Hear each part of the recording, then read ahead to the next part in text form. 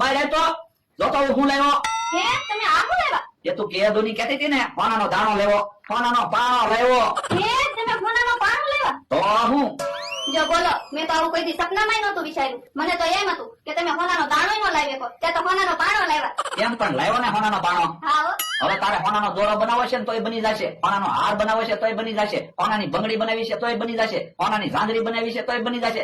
ગમે એટલા ઘરેણા બનાવશું ને તોય પાણો નહીં ખૂટે. હા ઈ હતું. તો તારા બા ને કારેલી ને એને ફોન કર, એને કે એની સોનાનો પાણો લેવા. એને ખબર પડે ને બકુલ કુમાર શું છે ઈ. હા ઈ હતું. હાલો બા. સોનાનો પાણો નથી, 10 રૂપિયાનો પીળો કલર લઈ આવ્યો અને પાણાને પીળો કલર કરી નાખ્યો. સોનાનો પાણો લેવો એ મારું કામ છે. એ બા પછી વાત કરું હો. હે તમે કહો હાલો ને સોનાનો હાર લઈ આવી. પણ આજ ને આજ નો જવાય, આજ તો સોનાનો એનો ઈ ભાવ હોય. સોનાનો ભાવ ઘટે ને પછી જાશું એટલે આપણે તો ફાયદો થાય. હા ઈ હતું. તો લો હું સોનાનો પાણો કબાટમાં મૂકી દઉં. પણ કબાટમાં હું કામ પાણો મૂકવો? આઈને ભલે પાણો પીડ્યો, બધા જોવે ને. પણ કોઈ સોનાનો પાણો લઈ જાય છે તો? અરે કોઈ ન લઈ જાય, હું આજ ક્યાંય નથી જવાનો, આખો દિવસ અહીંયા ખાટલે જ બેહવાનો છું. હા તો વાંધો નહીં. તો પછી તું છે ને મને ભાવથી વાનગી બનાય મસ્ત. એ હારું. તમને શું ભાવે? ભજીયા શેરો ને એવું બધું મને બહુ ભાવે. હા તો લો હું ભજીયા શેરો બનાવું. એ હારું. ભજીયા શેરો બની જાય ને પછી ભલે ખબર પડી જાય સોનાનો પાણો નથી.